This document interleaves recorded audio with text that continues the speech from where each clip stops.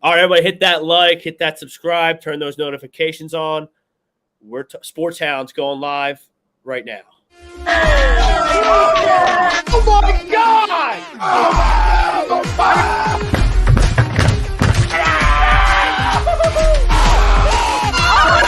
I'm embarrassed!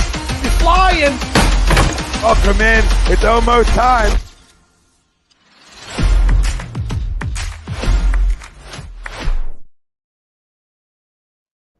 All right, everybody, welcome in. It's Monday night. Sports Hounds live exclusively on A2D Radio. He's Brad Ryer. I'm Rob Brinkman.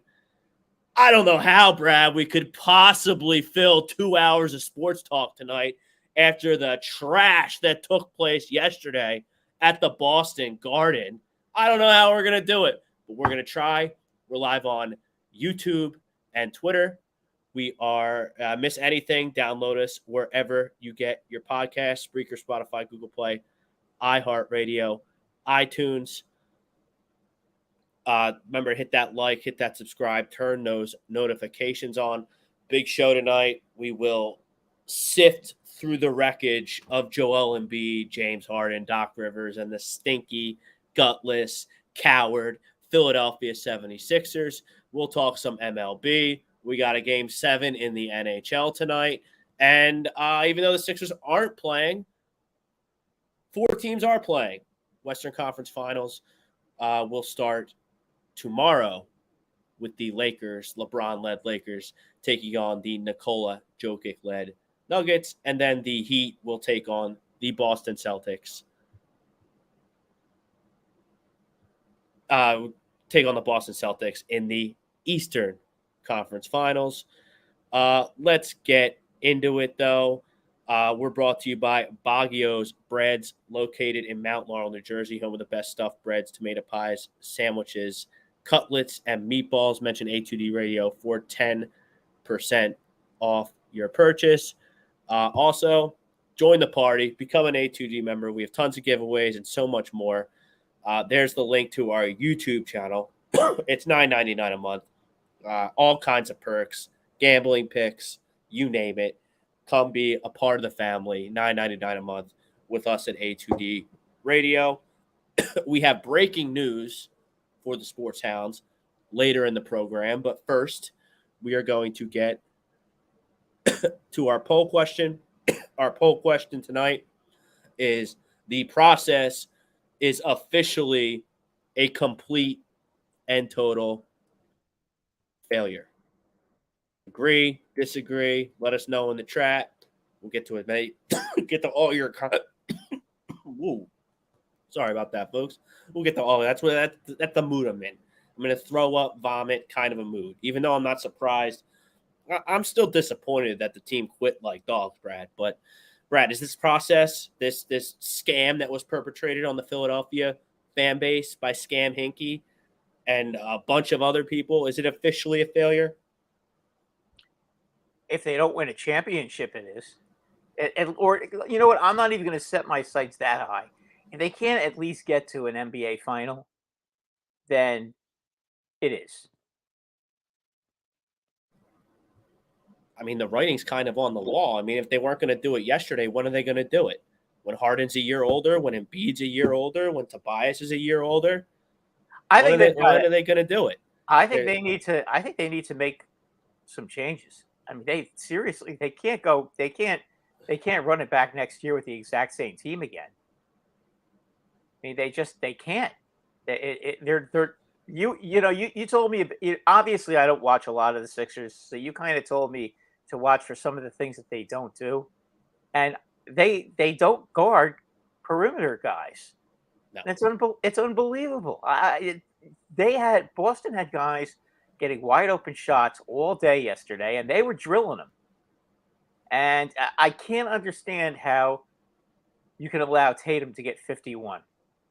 I mean, how does that happen? I mean, at what point do you just, every time he gets the ball, or try to deny him the ball, or do whatever you have to do and try to get somebody else to beat you? I mean, that was ridiculous.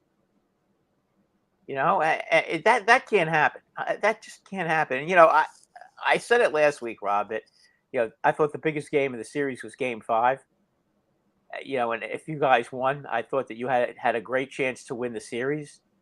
But then you go and you blow Game 6, and I told you Game 7 they weren't going to win a Game 7 on the road. Nope. The only guys who win Game 7s on the road are guys like LeBron or Michael Jordan. Nobody else does that.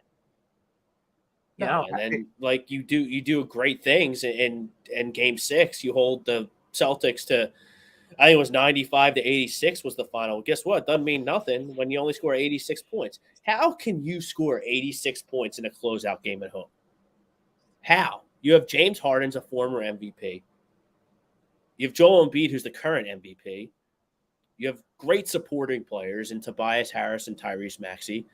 PJ Tucker is paid to be a solid rotational role player piece.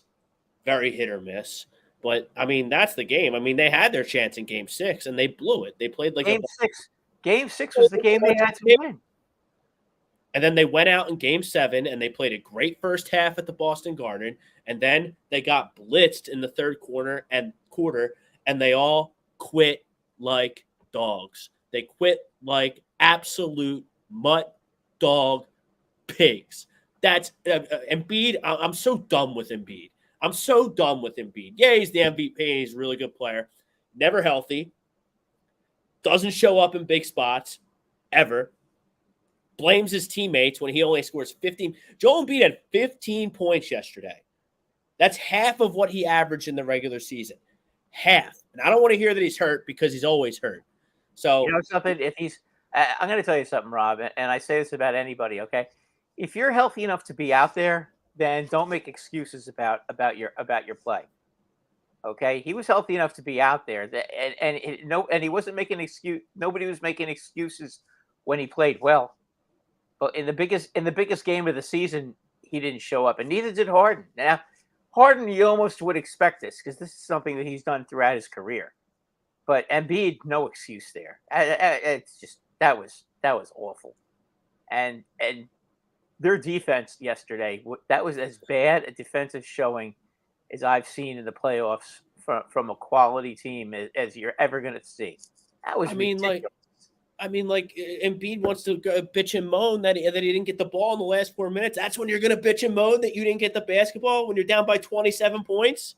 That's when you're going to bitch and moan that you want the basketball. Really, cuz? Are you kidding me? The ball in the third quarter.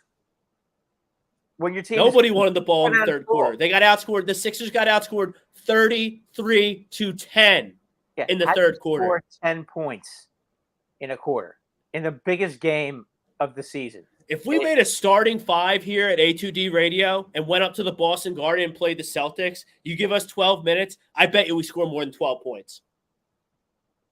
I put green money on it. The best A2D Radio has to offer from an athletic standpoint would go up to the Boston Garden in a Game 7 do or die and score them more than 10 points in 12 minutes. Guaranteed. And these pigs that call themselves the Philadelphia 76ers can't do it. Time and time again. It's ridiculous. It's ridiculous.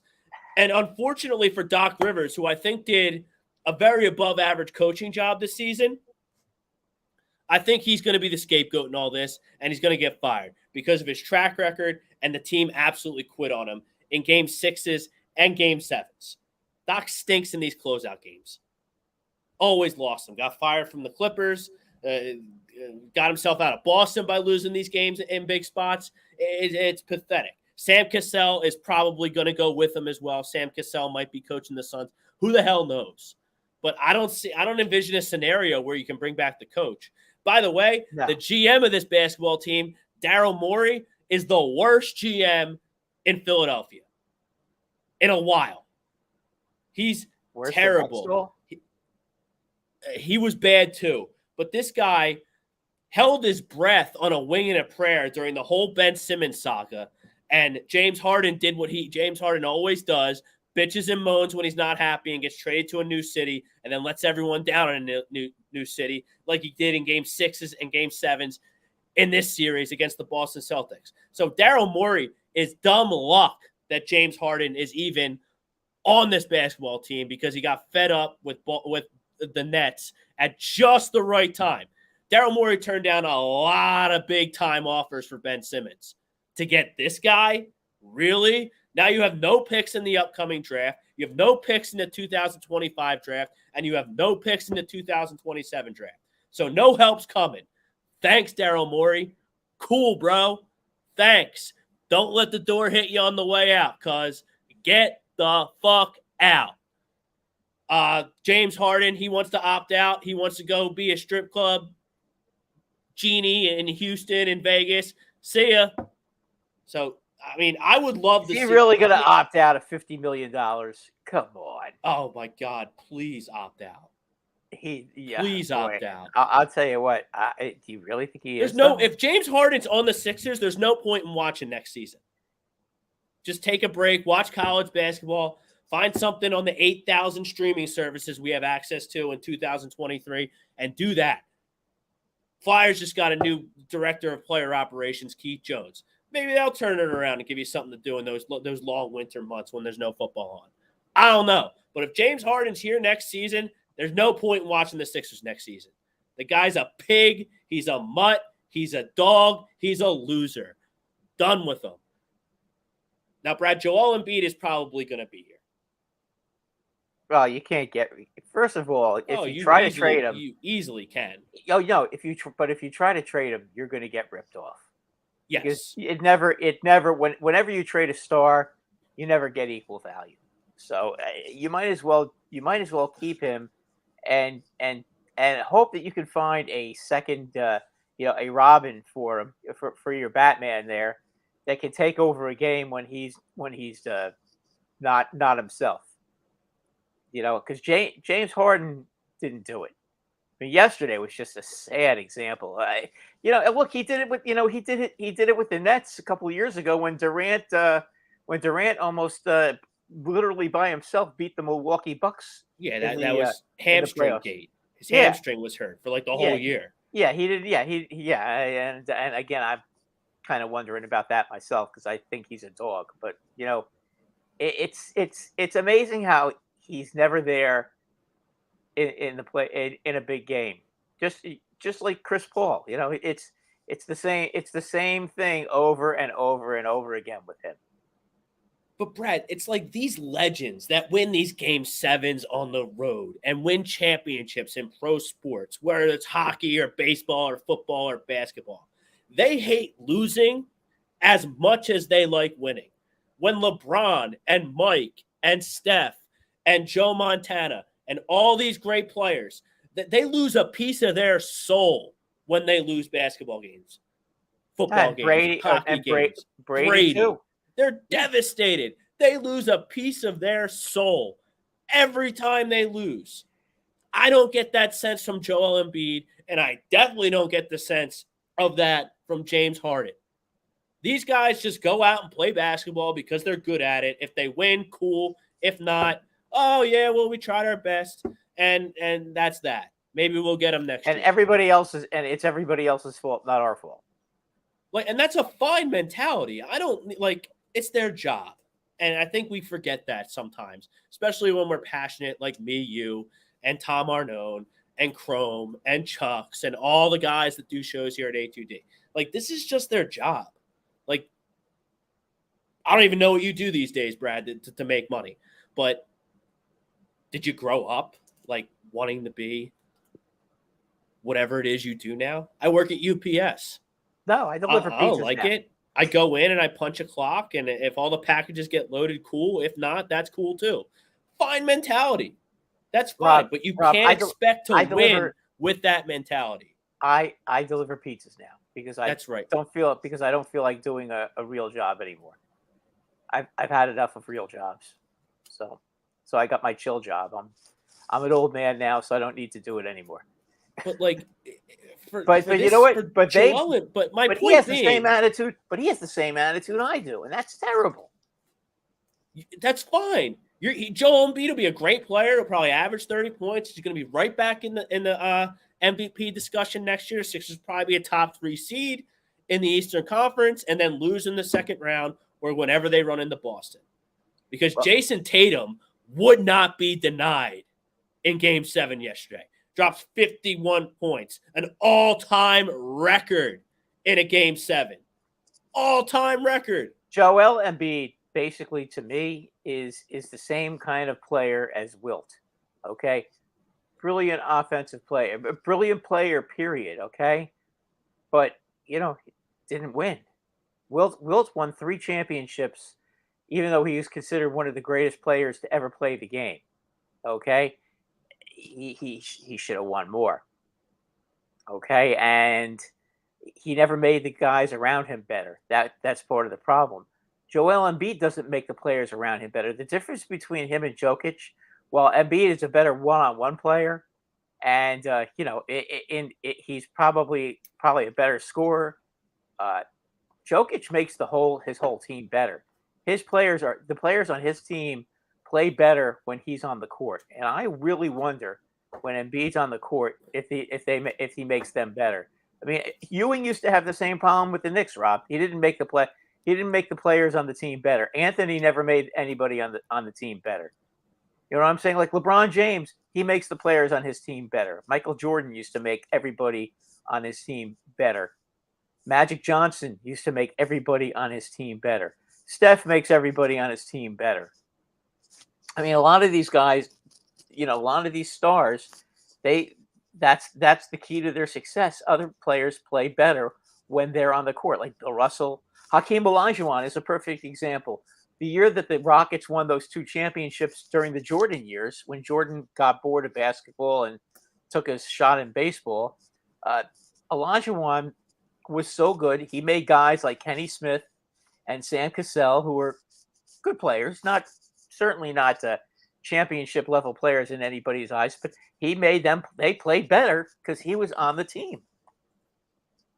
Yeah, and the same thing with Tim Duncan too. He's another one. When San Antonio, they never could win with David Robinson, but when Duncan got on the team, they started winning championships because Tim Duncan made the whole team better. Yeah, and I have to issue an apology to anyone who's ever gone on my Facebook feed, on my Twitter feed, and told me Dr. J has said that Embiid isn't as good as Jokic. Hakeem Olajuwon, who we talk about a lot on this show, is one of the greatest centers of all time, and rightfully so. He said that Jokic is better than Embiid. I chastise these guys for saying they don't know anything about basketball. Anyone who's ever told me that Nikola Jokic is better than Joel Embiid at basketball, I chastised them. I railed them. I ripped them a new you-know-what badly because I felt so passionately that we had our guy here in Philadelphia. But guess what? Joel Embiid ain't it. And he's not playing right now. And so now I sincerely apologize to anyone who thought Jokic was better than Embiid because they were 1,000% right. Jokic is the better winner. Joker's more durable. Joker has more MVPs. And Joker actually plays basketball past the second round of the playoffs. So he also is a terrific passer, and he makes everybody on the team better. I think when Embiid gets the ball, the Sixers stand around too much, and that to me is a problem. And then you have Joe post game being like, me and James can't play, by ourselves. It's a 5-on-5 game. Like, excuse me, you had 15 points, half of what you averaged. James Harden had 9 points and 5 turnovers. Harden and he also shot 3 for 11 and did he even shoot in the fourth quarter? I don't even recall. Nobody shot in the fourth quarter. The Sixers had their bags packed and were halfway back to Philly by then, Brad, because they quit. They did quit in the fourth quarter. I quit like the pigs they are. That.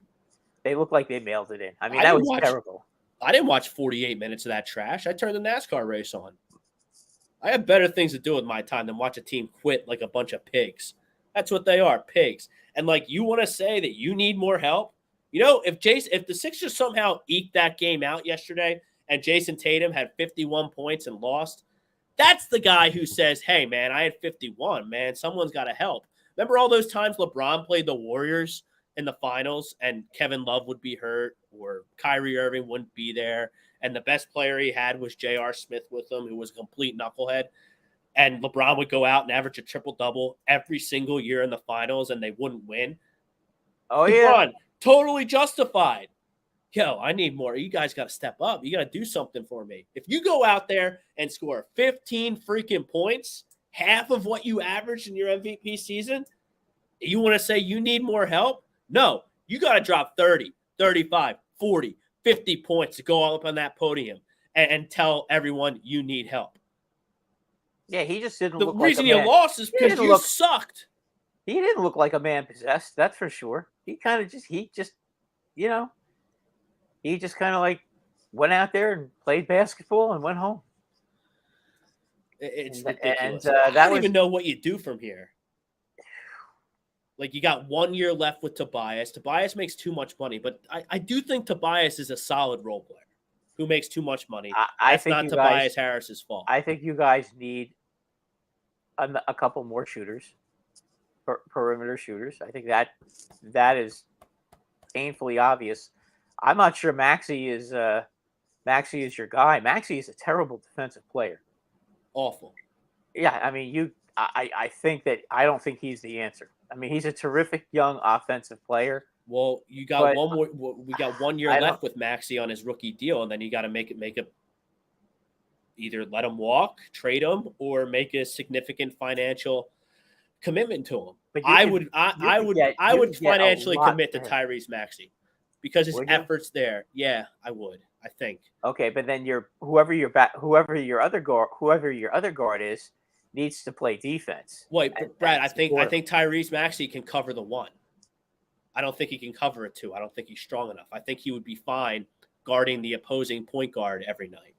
When I say fine, I mean average, because he is what he is. He's an up-tempo transporter of the basketball who can get to the rim, and he's developed a nice little shot, and he can get to the rack, and he can do a lot of things. I'm not saying he's a bad player. I'm just saying James Harden is old and slow and just a pig, and he's got to cover the point guard. Now Maxey is overmatched on the other teams too. So I think if you make a financial, I don't even know what it's going to take. He's obviously not eligible for the Supermax, but I mean, whatever it takes to keep him around for the next 5 years. If he's your point guard and you got Joe underneath, I mean, I think that Tyrese Maxey's defense would be better if he had to guard other teams' point guards and not other teams' shooting guards. No, I think he'd be better if he had a guard out there besides Harden who could actually go out there and guard somebody.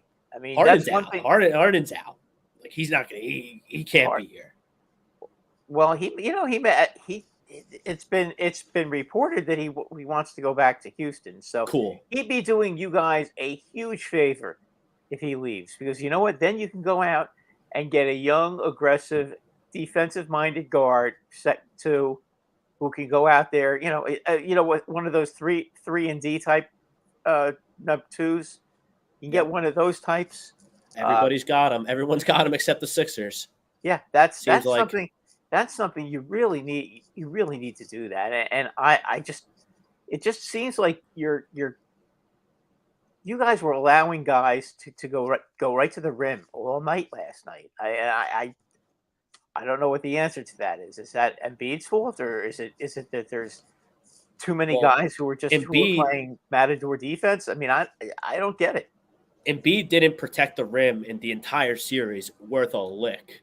And I think every game except game 5, Embiid got straight bullied by former Sixer, basically public enemy number 1 on the Boston Celtics, Al Horford. Got bullied. Got bullied by Al Horford. The MVP of the league got bullied by Al Horford. He ain't it, man. This has been going on with Al Horford for how many years now? I mean, they eliminate the Sixers every year from the playoffs, Brad. So however many, 5, 6, 7, 8. Yeah, it just seems like ridiculous. It's absolutely ridiculous. Al Horford. I mean, I don't get it. And there's no way these guys should be driving down the lane when you have him in the middle. I mean, they just defensively were very soft. I mean, you look at the way the Celtics were playing defense yesterday. They were playing like their hair was on fire yesterday defensively. I mean, they were in your face and making you work for everything you had. And the Celtics did not have to work that hard. They just basically played bully ball and went right to the rim. And if the shot wasn't there, they kicked it right back out, and somebody was drilling a three, and they were hitting threes all day. All right. And it's shocking to see how bad they looked last night, or I should say yesterday afternoon. And I'll be honest, first half of the game, I was watching the Yankees, so I didn't catch. You missed the first half. I didn't catch the first half. So they were down 5 at half. Okay, but they were also at one point. I did turn it on briefly, and they were ahead 35-26 when I turned it on. They had their moments in the first half, and then they quit. Then they got punched in the mouth, and they cried like a bunch of bitches and went right on home, like they always do in the second round. So I can't believe Joel Embiid said what he said at postgame. I can't believe he had the audacity to say that he needs more help when he had 15 points, half of what he averaged in the regular season. Like, he doesn't read the room, bro. He doesn't get to do that when he doesn't get to do that when guys like Tatum score 51. He doesn't get to do that. You want to drop 40 and you lose, and you want to say that? Okay, cool. Yeah, then you've got the right to say that. But you score 15. You can't be blaming your teammates when you and Harden, neither one of you did anything. Quit. Yeah, basically they looked like they didn't want to even be out there, and that can't happen. All right, we are for the fan, by the fan here at A3 Radio. Let's get to some comments. The comments brought to you tonight by Creative Window Design Center, servicing New York, Pennsylvania, New Jersey, and Florida. We are the fully authorized Hunter Douglas dealer. Contact Jeff 609-226-0391 for a free consultation. Comments also brought to you by Alan Foy, eXp Realty. Looking to buy or sell a home, looking for a change in career or brokerage. Contact Alan Foy of eXp Realty, 302-682-8820, or visit him at alan.foy@exprealty.com. This should be interesting. Well, I mean, people aren't happy. I mean, I get all that. Let's get to some comments here. We'll go to the top. We'll work our way down. Obi Kenobi on YouTube. Reason why we lost is because the team sucks at making choices. Drafted Nerlens, Okafor, and Ben Simmons in a perimeter player league. Should have played zone. Why play man when we can't play man? Oh, this is why the process. I mean, I've been saying this, that I've been saying the process has been the biggest scam perpetrated on the game of basketball, and it's a history. You got some loser, Scam Hinkie, running a basketball team like he's a 10-year-old playing Xbox, and this is what you get. A bunch of loser, mutt, quitter, dog, pigs. Don19, he's in the house. We love Don. What's up, buddy? Tom Hederick, Embiid's a fraud. 1,000%. 1,000% a fraud. Now, you're stuck with him. He's a fraud, but you're stuck with him because, like you said, Brad, if you try and trade him, you're going to get ripped off. Like, I'm not trading Joel Embiid for a bunch of first-round draft picks. Yeah, I was kind of thinking, like, if I'm the Knicks, and I'm just throwing this at you, what would I trade to try to get Embiid, and what would the Sixers want? And I'm saying to myself, if I'm trading Embiid, if I'm trading for Embiid, obviously I have to give up Robinson because they're going to need a center. Okay, but also probably Barrett and Randall, and probably a couple of first round picks. And I'm saying to myself, the Sixers probably wouldn't even want that. No, that's a lose-lose because then the Knicks will only have Joel Embiid. You have Brunson too, but no. I know. I'm just giving you an example. Yeah, but that's a lose-lose. Neither team would win. How are the Knicks going to get better, and how are the Sixers going to get better? And just because the Knicks are getting the best player in the trade, that's not going to make them better. Now the only thing Sixers aren't going to get better, and the Sixers wouldn't get better either. Now the only thing that crossed my mind is John Morant is being a dumb idiot down there in Memphis. Like, if you really want to get out of Embiid, like, do you offer Memphis Joel Embiid for John Morant? I don't think Memphis does that, though. I think I would need more than John Morant with all his offseason. So it would have to be Ja Morant and some picks or Ja Morant and a role player for Joel Embiid because Ja Morant is such a knucklehead off the Yeah, court. but then they could use the same logic and say, yeah, but Embiid's always getting hurt, so there's a risk there too. Right. That's why it's yeah. Look, NBA teams are trash for trash trades because the money has to match up. Yeah, exactly. So, and you would have to take Evan Fournier if the Knicks were to make a trade with you. Thanks. Yeah, no, I'm just saying because you have to make the money match. But Brad, sports is about putting pressure on your opponent. Because if you put pressure on your opponent, then your opponent is always adjusting to you. Joel Embiid doesn't do anything in the playoffs when it matters most to put pressure on his opponents. Neither does James Harden. That's why you lost. If you give me a backcourt with Ja Morant and Tyrese Maxey, that puts pressure on the defense. I know it's never going to happen. It's just a Facebook, a fantasy, whatever trade. And it's probably not even smart considering Ja Morant's behavior. But that's the kind of trade you're going to get for Joel Embiid if you want to move on. Is that worth it? It intrigues me for sure, but probably not feasible. And in the end, is it really wise? Because you're taking the chance with Morant because if he does something stupid he's already suspended for the right, but if he goes and starts carrying that gun and tossing that gun around, he's going to get himself shot and killed. Is what he's going to do, or he's going to end up in jail, like the idiot Plaxico Burress, and you can't have that either, And listen, I love Plaxico, but man. What he did. He's a big dumb idiot. Yeah. Yeah. It's like, come on, Plax. And you have to say the same thing about Morant because Morant is going down that same road.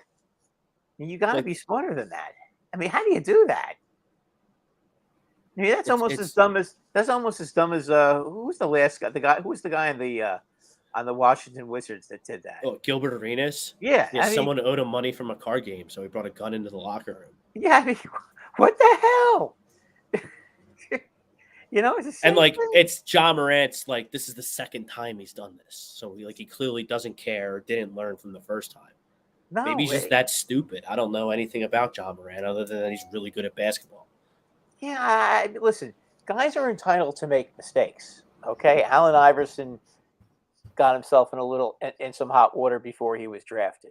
Okay, if you remember on the Giants, who was that little running back that they had that I used to love? Bradshaw. Bradshaw got himself in some hot water and was on probation.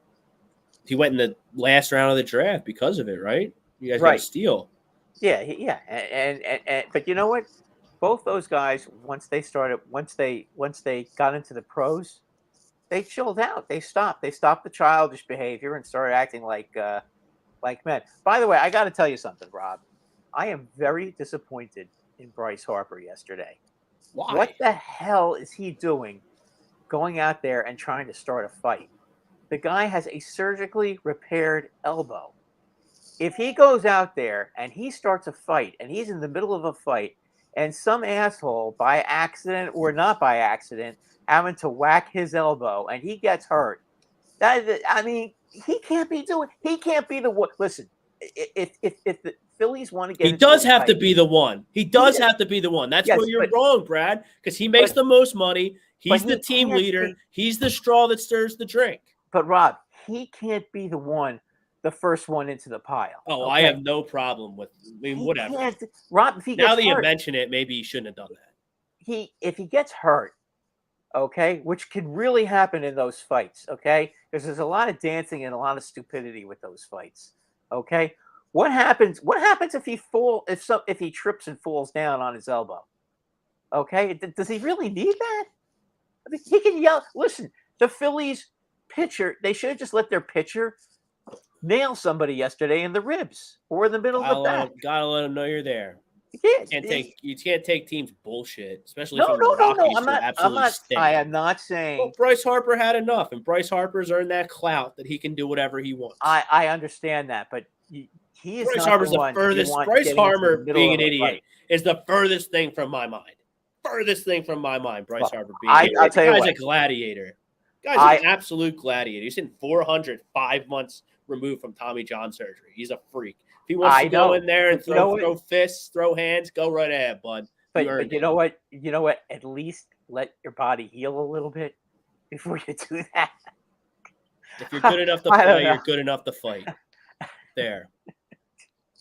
I So it is said, honestly, and so it is done. I would not. I think that he's got to calm down a little bit. I understand. Listen, as I said, you have pitchers that can throw it, guys. Okay, let the pitchers do that. Okay, let them handle it. Don't you go out there and end up getting yourself hurt because if he gets hurt, it's going to kill your season. You don't want that. Not over a fight. Let the pitchers start the fight. All right. Okay, I mean, I'm just saying. To me, I mean, Judge whenever he gets hurt, it's always these muscle pulls and other stuff. But if Judge had the same injury, okay, not that anybody be stupid enough to start mouthing off at him, but if he had the same injury, I wouldn't want him running out there and starting a fight. Because God forbid if a couple of guys decide to just go after him just for the hell of it, and they do that to Harper, and I wouldn't want to see that happen to him. Harper just has to be Harper doesn't have to be the peacemaker, and he can yell all he wants, but don't be the first one in, Bryce. Just don't be the first one. All right. If you want to be the second one in, okay, but don't be the first one in, because if you're the first one in and there's a bunch of guys sitting there waiting for you, and somebody happens to hit you and you fall on your elbow, and then you're out for the rest of the season, then what did you don't need to do that.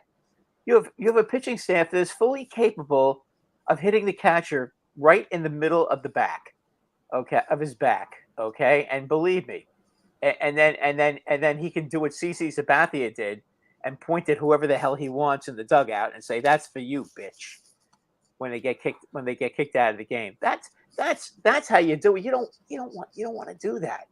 You don't want your best player getting hurt. Not in a fight. Getting back to that, I had to mention that because you're good. We got 2 hours to fill. Yeah, we got 2 hours to fill. I don't know how we're gonna fill 2 hours tonight. I don't know. I don't think we have enough. I don't think we have negativity to talk about. Listen. Well, I don't want to see the guy get hurt. Not over that. Okay, let your pitchers handle it. Let somebody else beat the crap out of somebody, because that guy in the Rockies, I mean, he's a dick. You don't do that. You don't do that kind of crap. It's professional baseball. I mean, could you imagine if he did that to like Vlad Guerrero? To a crazy guy like Vlad Guerrero? Vlad Guerrero would be going after him with his bat. Speaking of that, the Alex Manoah is getting absolutely hammered tonight by the Yankees. He's kind of been getting hammered all season. I saw Judge went yard. They did a he did on the MLB channel. He did, and the Yankees right now are up 4-0, and they have the bases loaded and nobody out. Well, there's your boy Tanner Houck. Wow. But how's he doing? Well, Cal Raleigh just hit a ball to the moon off of him, so it's 2-0. I'm not surprised. I'm not surprised, but you know what? I just figure if I can get maybe 10 points out of the guy, and he pitches twice, and I can get 10 points each time out of him, I'd be happy. You're crazy. You're right. Right. Back to the comments, Bob Brinkman. It's how they lost that was so terrible. Yes. Yeah. What do you mean, like the part where they quit? Yeah, that's the part. That's the part. Kobe Kenobi should have got Tyrese Halliburton and Buddy Hield and got youth with Maxey. Still would have kept Picks and Steph, which added shooting, and we would have got a solid center in Andre Drummond, not Paul Reed. Paul Reed's pretty good. I'm late to the party with Paul Reed, but the Sixers fans out there that clamor for every role bench guy to get more minutes, usually those guys stink, but Paul Reed doesn't stink. I have no problem with Paul Reed. The rest of it's great. So if you had Halliburton and Hield with Maxey, you wouldn't have given up Seth Curry, and you might not have Andre Drummond still. Seems like a lot better package than what we got than the mutt James Harden. But we shouldn't really be surprised that James Harden didn't come up big yesterday, right? I know we're upset and agitated here in Philly that James Harden sucks and He's done it. He did it. He does did it every in year, so we Brooklyn. really shouldn't be He surprised. did it in Brooklyn, and he did it in Houston. Why would you be surprised if he does it here too? I mean, he's just for whatever reason, and he's a brilliant player during the season, and he may be a brilliant player in games 1 through 5. But as soon as the money's on the line, he folds his tents.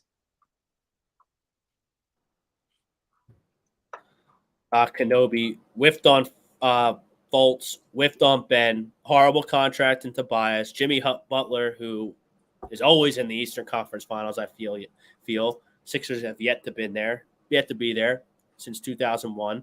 You let him walk. Mikal Bridges, he's pretty good on Brooklyn, huh? Yeah, the Sixers drafted him. This team built this team wrong. That's the issue. When are we questioning the front office? I think I did it at the top of the show. I thought Daryl Morey's been an idiot much of his tenure. He almost beat the vaunted Golden State Warriors when he had Houston, when he was the GM of Houston. And it seems like his whole goal this whole time has been get as many former Houston Rockets as you can. And maybe they'll win this time. Well, they're not winning this time. He needs to go. If I had to pick between Daryl Morey getting fired and Doc Rivers getting fired, I'm picking Daryl Morey 10,000 times out of 10,000. He's a stick. I think you're right. I would agree with you about that. Hey, that does seem to be the problem. Let me ask you a question. And I've been thinking about coaches for you guys. Okay? And I keep coming back to Nick Nurse. It seems like no. Didn't win a championship, though. Well, him and Embiid hate each other. Like, hate each other. So that's not going to work. That's too bad. Because you know what? He did win a championship. And you know what? I know they had Kawhi. But you know what? The Sixers have good players, too. And they really should. I mean, I would be considering it, but... I'd rather keep Doc than hire Nick Nurse. Is Embiid that big of a baby that he wouldn't want to play for another coach? Wow, that's not. I could see it. He's a pig. Joel Embiid's a pig, man. I'm so over Joel Embiid. I'm so over it. And maybe by the start of next season, I'll get over it and I'll be rooting for him again to do as good as he can do for the Sixers. But he's a pig, man. He's always hurt. He doesn't come up big ever. I mean, Embiid doesn't show up in big spots. He doesn't. He hasn't his whole career. He's always hurt, not in shape. His tummy hurts, orbital, knee, ankle, knee. Yeah, I mean, the list goes on and on with why this guy is never at his best when the Sixers absolutely need him. What did he do last year against Toronto? What do you mean, in the first round? Because he bitched out in the second round last year, too, against the same Boston Celtics. So Embiid, I mean, if you want to get in the chat tonight and defend Joel Embiid, have fun. But I'm going to have just as much fun crushing you because Joel Embiid is a joke. ESPN Stats and Info, Brad, put out a tweet today. So Embiid averaged, I think, something like 33 points, 32 points in the regular season en route to his MVP trophy. He averaged 23 in the playoffs. That's the biggest differential from regular season to postseason for any MVP in the history of the game. He doesn't show up, KZ. 1994. Appreciate you checking us out on YouTube. Joel Embiid doesn't show up in big spots. And you don't win championships with centers. It's a guard league. You need to be able to put pressure on the defense with your guards, and you need to be able to defend the perimeter. Joel Embiid doesn't help you do any of that. And he's not a good rim protector either. No, and everyone's going to be, well, he's hurt. Well, he's always hurt. He's always not in shape or has a stomach ache or has an ankle or a knee or a foot or an orbital fracture. There's always some excuse why Joe isn't at his best at this time of year. I'm sick of it. I'm so over it. I'm so over Joel Embiid. The process Embiid. Guess what? The process was a joke and a huge miserable failure, and Joel Embiid's a joke too. Let me ask you Such a this. pig. Okay, as a Knick fan, are we closer to being a championship team than the Sixers are? Interesting question. Okay, because I know I got fiercely screamed at today when I made that comment. I said that I think they are. I don't think you're wrong. Because the I Knicks think it's are really close. they're the youngest team in the league. B, they've got 8 first-round picks for the next 4 years. And C, they have a bunch of guys who are going to next year on their final year of their contracts, meaning that if they trade him to somebody at a team that's rebuilding, okay, then they get to have a they get more money on their salary cap the following season, so they can go out and sign free agents. So that's my I don't question. think you're wrong. I think that You're asking me today. You're asking me today of all days, the day after just no, another I understand, embarrassing and loss. we're But listen. I don't think that's a we bad lost, take at all. We lost 2, but all I'm gonna say is, you know what, the Knicks lost, but you know what, they went out fighting. I mean, they scratched and clawed. They weren't better than Miami. Miami is a playoff tested, real good defensive team, and the Knicks need a couple of shooters. I mean, It's hard not to be a Knicks fan when you watch them play and they're scrappy and they have heart. Yeah, and Brunson, things that the Sixers don't have. Brunson has everything a leader needs to have. He doesn't quit. Brunson, He'll play 48 minutes if he has to. You know, he's determined. He likes to play bully ball, even though he's pretty small, and he does whatever it takes. And if they can get him a real good big guy to play with that's not named Julius Randle, you know, who gets himself just too emotionally involved. I mean, listen, I like Julius Randle. Don't get me wrong, but you can't be so emotionally involved in a game that you're ready to beat up your own teammates. Okay, that just you can't do that. And that happened a couple of times. That happened against Cleveland, and it happened in Game 1 against Miami because he gets a tough call on him. He goes crazy, gets technical. Then his teammates are trying to calm him down, and then he ends up wanting to fight his teammates. You can't do that. I mean, he almost got into a fight with Quickly. You know, how do you do that? You can't. He's a guy. I think he's a guy the Knicks should seriously consider trading. They could get something for him. They can clear out some money for him, and they could get a guy who's a little bit more conducive to winning. So I don't know if you can win a championship with a guy like him on your team. I think he's a little too intense, trying to be nice and not. Like maybe a Draymond Green in New York, if the Warriors were to move on from him. Well, Draymond is kind of the same kind of player, but the difference between Draymond and Randall is that Draymond is, I believe, he's always in control of whatever he's doing. Yes, he knows exactly what he's doing. He's very intelligent. Yeah, he's smart. Randall isn't smart like that. Randall just completely loses his head. Now, if God forbid Randall ever had to play against Green in a playoff game, Randall would be wanting to fight every game, and he's built a certain way. I don't know if it's conducive to winning a championship.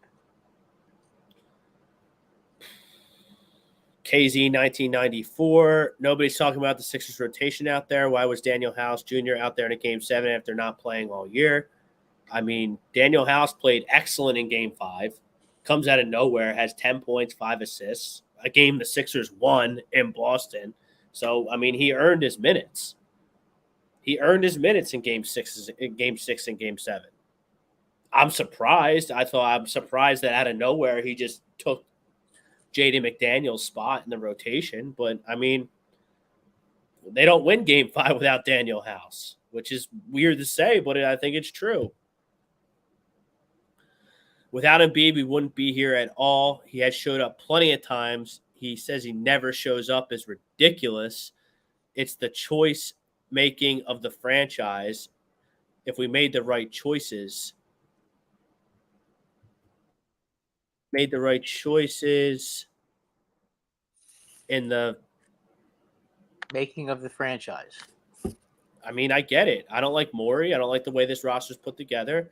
I don't like Joe today. Sorry. I'm sick of him. Maybe time will heal my wounds, but I mean, I'm not It will, I'm not but Team Joe. you never bought into this team this year.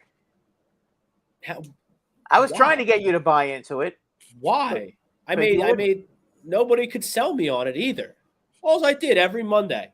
Now, like I picked the Celtics in 4, and like I made a bet at the beginning of the year that the Sixers would win the championship. But every week, how many weeks did I come on here, Brad? Someone in the chat make me a sales pitch on why this team can beat the Boston Celtics and get to an Eastern Conference Finals.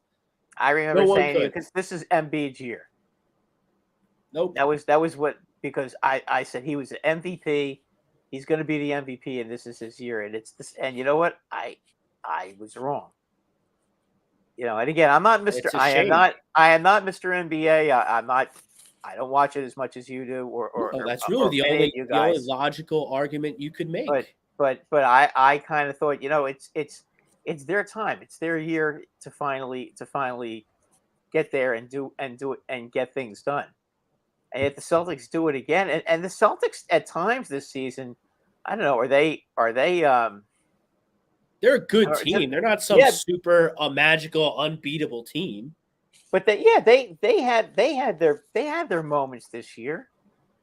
I mean, especially during the season, there were times where you really had to wonder what the heck was going on with that team. You know, I mean, the Knicks beat them 3 out of 4 games this year. You know, and you sit there and you're like, what is wrong with the Boston Celtics?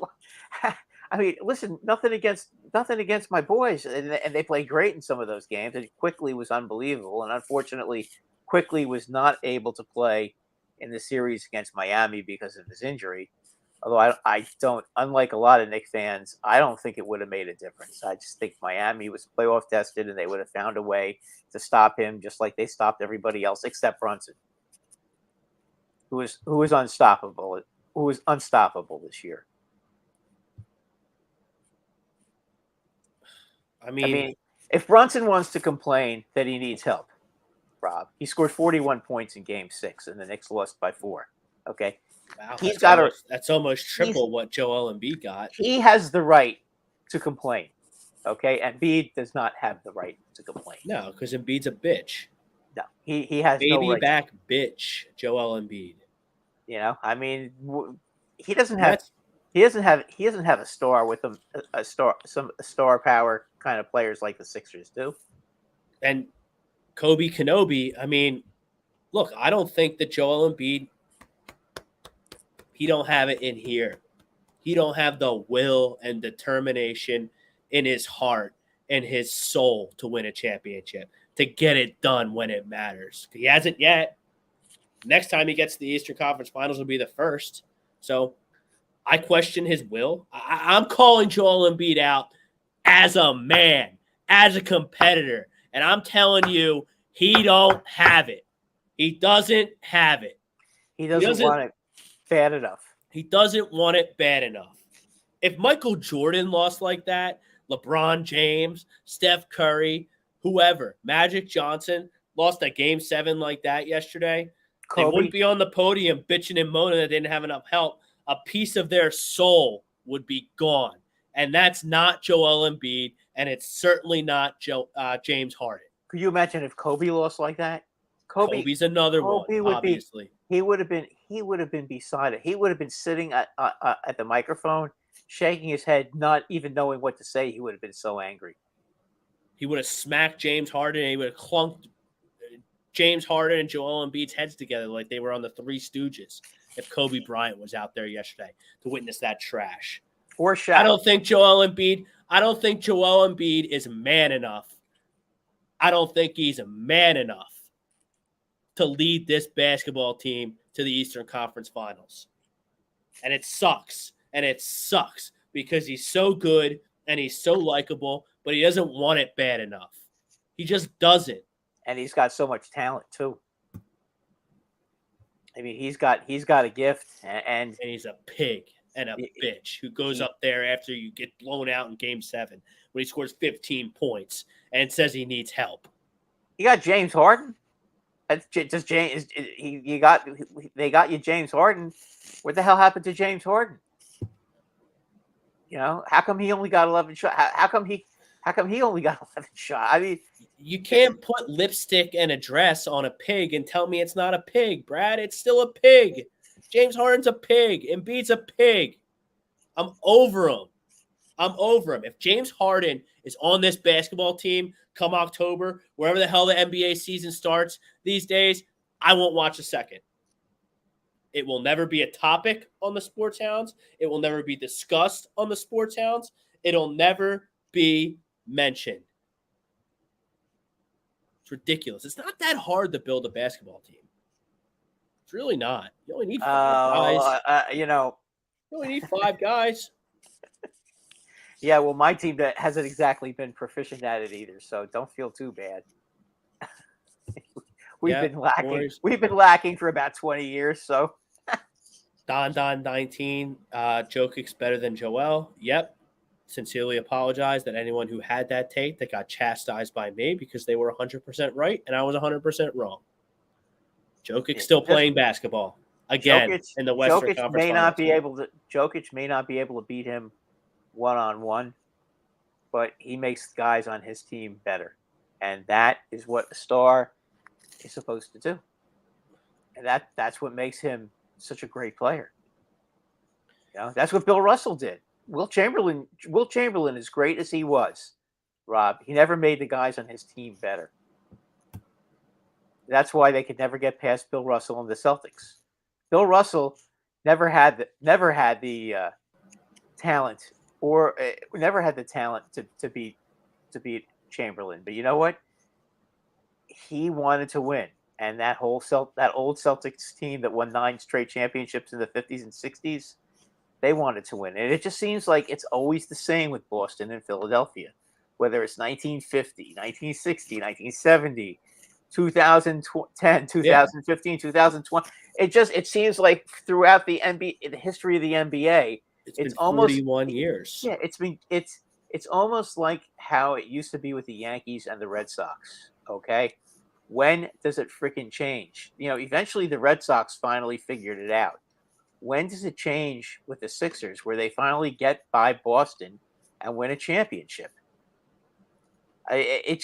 So I guess it was 83 when the Sixers won the last time they beat Boston. Right. When they went up there to Game 7 and Andrew Toney scored a bunch of points and they Sixers won. It was the 4-4-4 year with Moses, and they went on. Remember, the Boston fans were chanting "Beat LA" because they hated the Lakers so much back in those days that they wanted the Sixers anybody to beat but LA. the Lakers. Right, and you did beat LA. You won a championship that year. KZ finally agreed on something. If James Harden's on the Sixers next year, there's no point in watching next season. Big facts. Jimmy J, if you can talk about trade Tobias for DeRozan, that could salvage this. What is that going to do? That's a lateral move if I've ever seen one. DeMar DeRozan, all he does is shoot mid-range jumpers. That's DeMar DeRozan. DeMar DeRozan's going to fix our problems here. Actually, the Sixers stink. Rob, DeMar DeRozan actually is a guy that the Knicks need. They need a couple of shooters. He's a guy the Knicks should go after. He's not a shooter, though. Oh, I thought he was a shooter. He makes a bunch of 15-foot jump shots. Well, they need guys that can make 15-foot jump shots. I mean, okay. You have fun with DeMar DeRozan up in the Knicks. I don't know. Tobias Harris. I don't know if he's. Listen, I don't know if he's available. I don't know if I don't know what his contract status is. Will stink. So I would imagine a lot of their players will be available this summer. Yeah, I have a feeling that if the Knicks are going to go after somebody in Chicago, I think we all know who it's going to be, and it's not going to be DeRozan. I don't think they get. I can't blow it up, Jake. I don't think they're going to get Levine. So, or Levine. The Sixers need to blow it up. That's from Jake Friel. He's on a bunch of shows here at ATD Radio. You guys should check him out. The Sixers just need to blow it up, but then you're back in the same. So what? Nah, you don't want to do that, but you've got to do something. You've got to do something. You can't. Embiid's gonna be here. Yeah, Embiid's gonna be here. But you can't run it back with the exact same team. As much as I hate him right now, he's gonna be here. Well, right now it's very emotional for you guys. So obviously, everything is just going to seem like 100 times worse. But it's pretty bad, Brad. I know. I listen. I get it. I'm a Ranger fan. Okay, you don't think I was? We basically did the same thing you did in our Game 7 against the Devils. Okay, the difference is you guys did lose by a we lot. beat the living crap out of the Devils in Game 6 at the Garden, and then we didn't show up for Game 7. Okay, so I hear you, and I know where you're going with this. Okay, they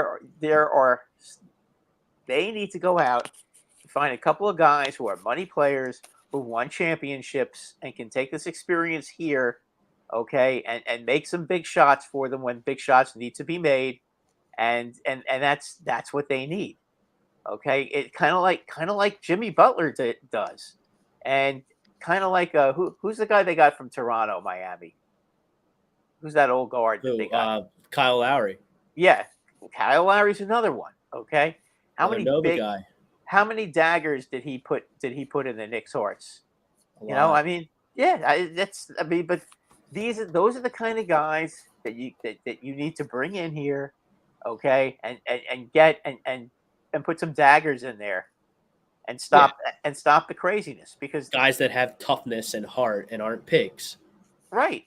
If I could use a hockey player for an example as a basketball player, because I'm better at hockey, as you know, than basketball when it comes to knowing guys, you need a Corey Perry type of player. Okay, and for you hockey fans, you know exactly what I'm talking about. You need a Corey Perry kind of player on the Sixers, a guy that's going to stir it up. A guy that's going to score, make big plays, drop a three when need be, just whatever it takes to win. That's the kind of guy they need on the team. It doesn't have to be an all-star. Okay, just somebody who just won't take no for an answer. And there are guys in the NBA who they can get who can do that. There are veterans that they can do that with. But they've got to do it. They can't sit there and say, "Oh, we have all the talent in the world. We just have to play better. If we get a new coach, it's going to go away." I don't think a new coach is going to necessarily be the answer. Okay, you still don't guard the perimeter well. The only reason why Doc is on the line here is because the team quit, visibly quit. Okay, they did, but remember Andy Reid's last game up in the Meadowlands? The Eagles went 4-12 that year. Andy Reid obviously could coach they football. lost 40. Yeah, they lost 42-7. 42-7 was at the 5. I was going to say 40-10, but something like that. Yeah, he lost the locker room and the team quit. Yeah, you got to go, Andy. Sorry. Yeah, Doc. The team I think quit, it might be, and you always lose Game 7s. Yeah, so, I think you kind of got to go. I think Doc is the kind of guy that you want to put on a rebuilding team to get them to the playoffs. I don't know that he's a team that can take a veteran team and take them to the next level. He's never been able to do it before. So, what makes anybody think he can do it now? All right, before we get back into the comments, we're going to tell you about our friends at Philly Sports Trips, premium Philly sports travel company, now a proud sponsor of A2D Radio. Here's a quick message. Hey, Birds fans, the NFL schedule has arrived and Philly Sports Trips has all the details now. Visit the site phillysportstrips.com. This is sure to be an epic season. Be sure to go there now to make sure that you don't get shut out. Join us in Tampa, LA, Seattle, or when we get revenge in Kansas City. Don't want to fly? No problem. Gather up your crew and hop aboard one of our signature boisterous bus trips to DC or New York. Sign up now and make sure to mention A2D. Don't miss out on the best Philly fan experience anywhere.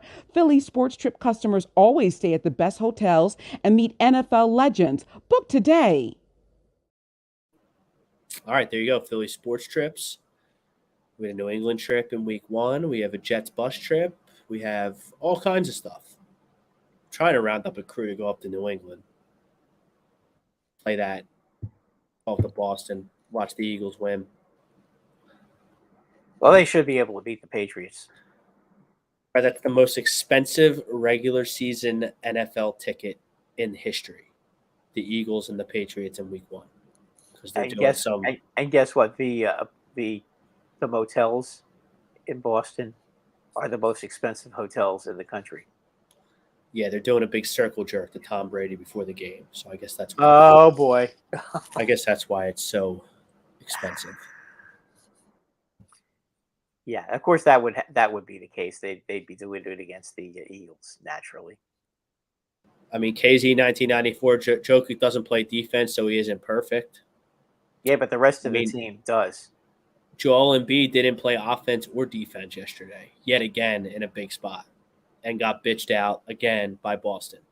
So, he's not perfect. Nobody is. But he's better than Joel Embiid. I can't believe I was so wrong about that take. Embarrassing on my part.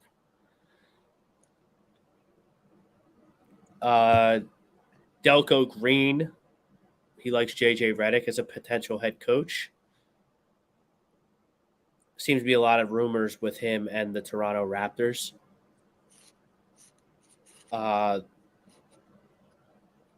Will the Sixers trade? Is he saying will the Sixers trade Embiid to Toronto? No, the Sixers aren't going to trade Joel Embiid. They're not stuck with Joel Embiid. He's just not clutch, and he's not a winner. You're stuck with him. You got to have somebody. So I'm not doing another process. That didn't. No, they have to find themselves a guy, a gritty gutty player. You know who refuse. You know, one of those refuse to lose type players, and you can find them. But you know what? They have to have the stomach to get somebody like that. Dylan Osler, get me Nick Nurse and sign Fred VanVleet. That would make me happy. I mean, that makes one of us. That wouldn't make me happy at all. I mean, I'm keeping Doc before I hire Nick Nurse. I don't know. I'm at a loss. Nick Nurse. My energy is drained from the first hour of the show, and I'm just at a loss now. Frank Vesby's here in the house.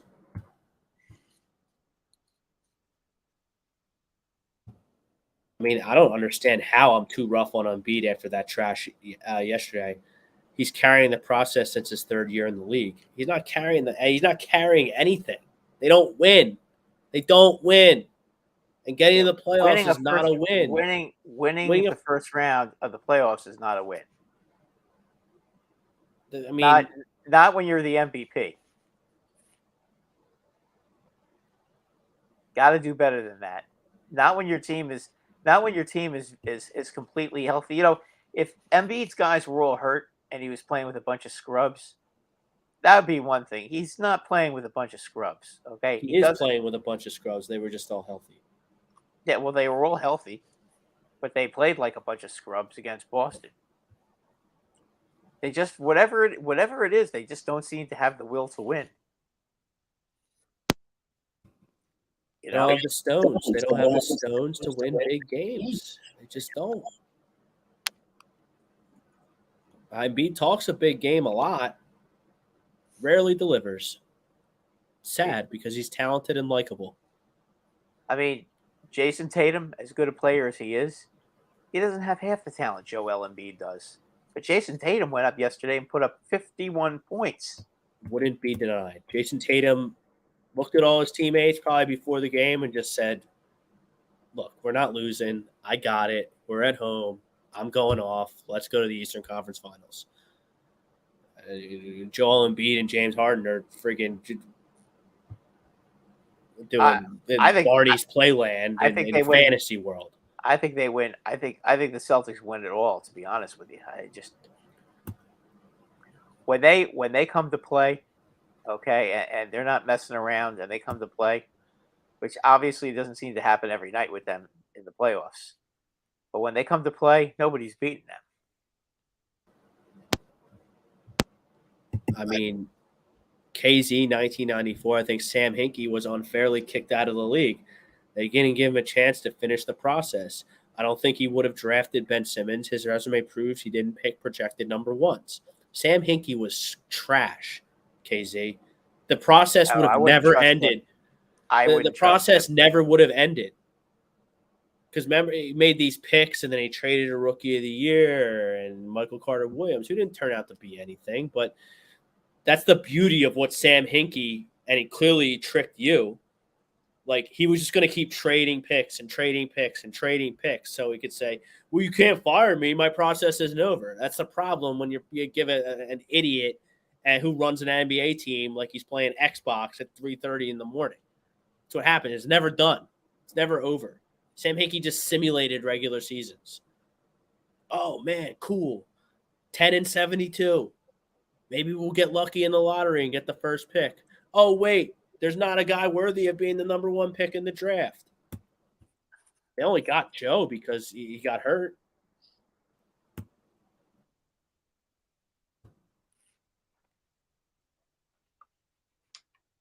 Maury, I mean, By the way, when they drafted him, he was unable to play in his first season because of his knee.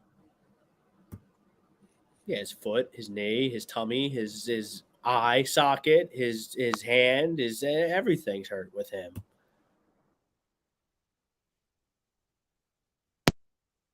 Yeah, I just don't know what you do about that. Okay. See, now this is where we like. Why on God's green earth would the Oklahoma City Thunder trade Shea Gregor Alexander, SGA? They're not trading him. For Embiid, a guy that's always hurt and doesn't have a clutch bone in his body and never comes up big ever. They're building around that guy. They're like the Knicks, the same situation. They're at the tip of the iceberg. They haven't even cracked with the potential of what could happen with them.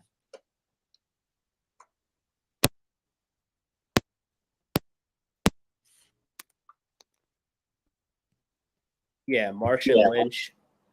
I mean, yeah, Josh Harris sucks as an owner. All he wants to do is buy sports teams and be rich.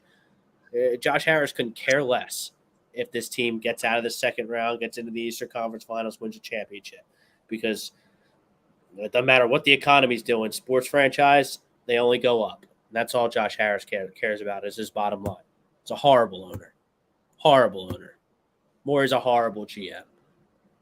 And the on-court talent or lack thereof and their effort yesterday. It doesn't take talent to show up and try your best. This team didn't. They quit like dogs. Mark Jackson, Sam Cassell getting thrown around the chat. Like, Sam Cassell, no. If you're going to hire Sam Cassell, just keep Doc Rivers. It's not going to be that different of a message, in my opinion, from Sam Cassell to Doc Rivers. Sam Cassell's been the assistant coach here, I think, at least a couple of years. So how much of a spin are you really going to get going from Doc Rivers to his top assistant and Sam Cassell? I don't think that much. I don't think that makes any sense. Rather just keep Doc. Mark Jackson, I mean, that's a good name. Maybe he could get a little more out of these guys and get him over the hump. I don't know.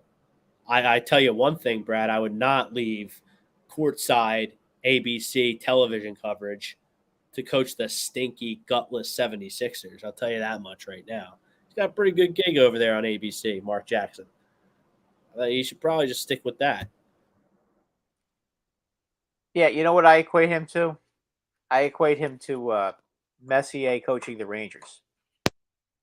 Thing. Why would he want to leave? Why would he want to leave? Did Mark Messier coach the Rangers? No, Mark Messier. The Rangers might go after Mark Messier to coach the Rangers. Why would he leave TNT to do that? I don't know. It's like the dream.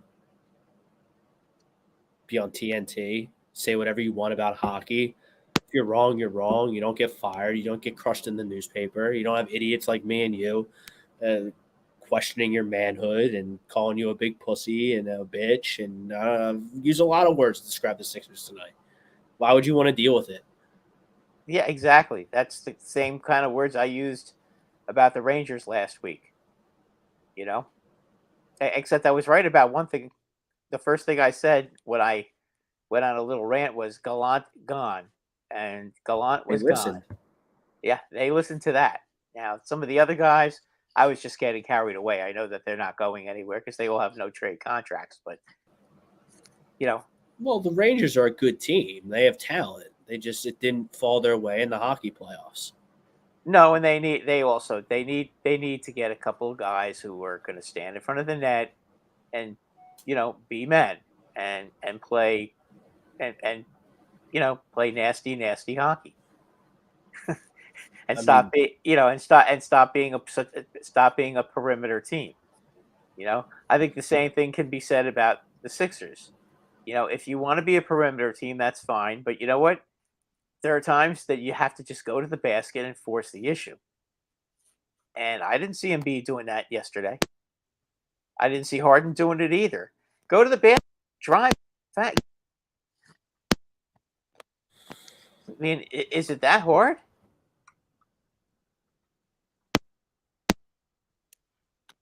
I don't know. I don't know. Apparently, it is. If you're a Sixer, it's hard.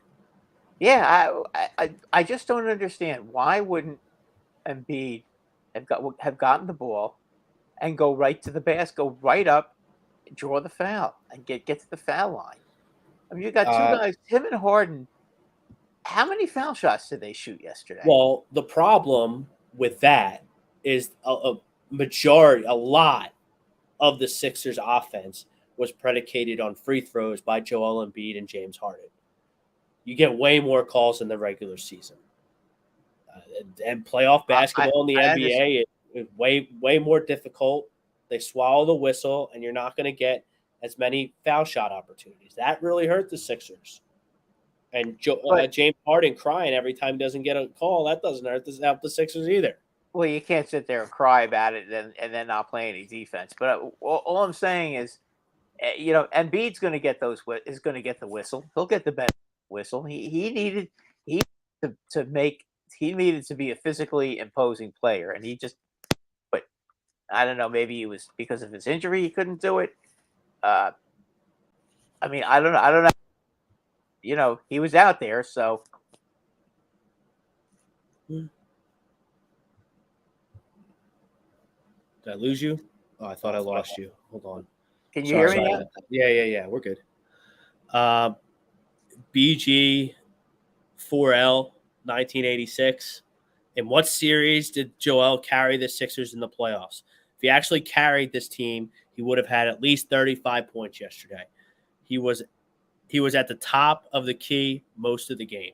Yeah, he wanted no parts of Al Horford in the paint. Al Horford threw him around like a rag doll. And yeah, Joel Embiid, first round series wins. Really? You're putting that on your resume? Really? You're putting that on Joel Embiid's resume as like big time basketball? Because he wins in the first round. I'm good. I'm good on that. I wonder if LeBron does that. Nah, LeBron's about to win it all, I think. Well, he's going to try to.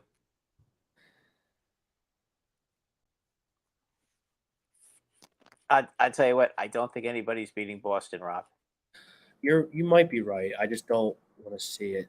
I mean, I don't like Boston. Okay, just so that everybody out there understands, I am not a Celtic fan. I can't stand the Celtics. I'm a Knicks fan. I hate the Celtics. I'm not a big fan of the Sixers either. But you know what? I can be quite fair about criticizing either one of those teams because I don't have a dog in that fight. So what I saw was that the Celtics refused to lose yesterday, and the Sixers didn't do that.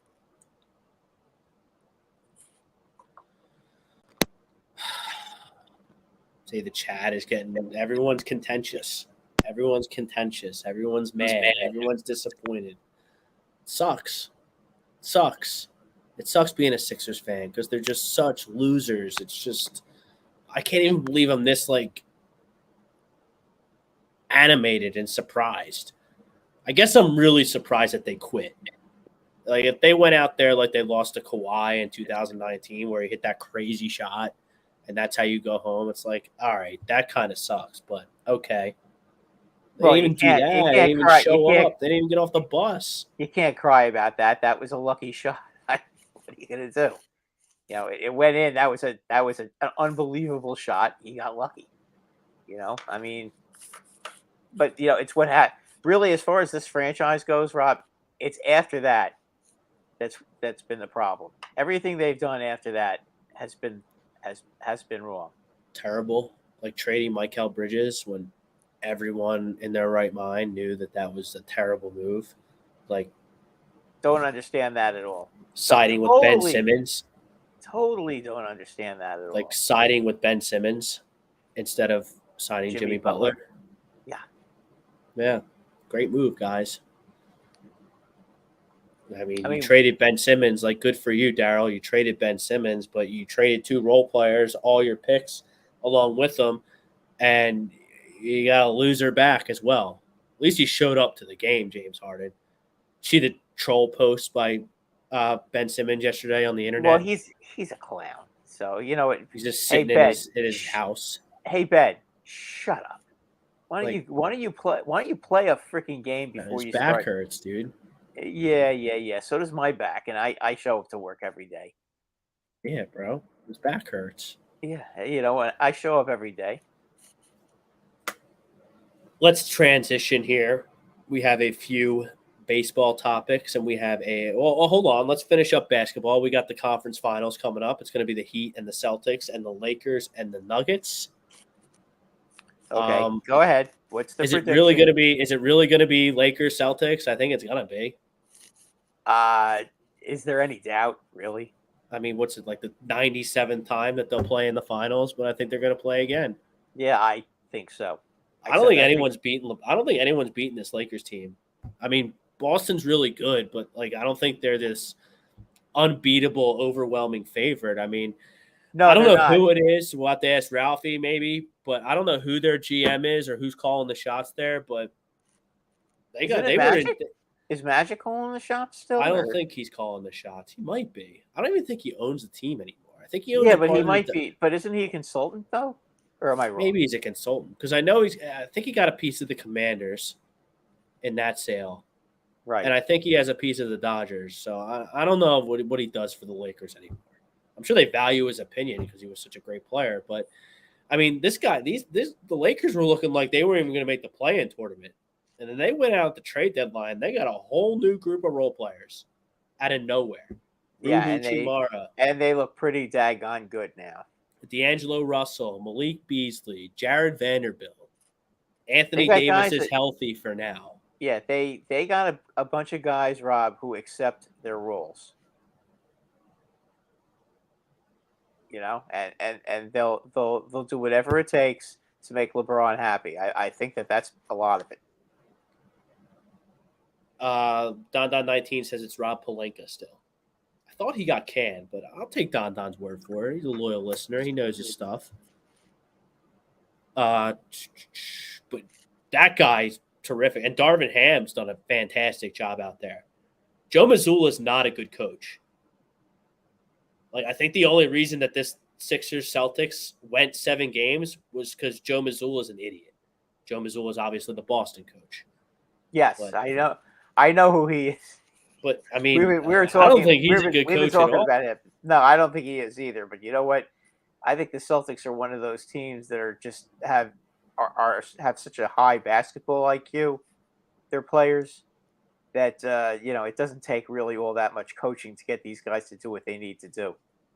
No, and nor should it. NBA is a star league, but I mean, you're getting down to the nitty gritty of the NBA playoffs now. So you know.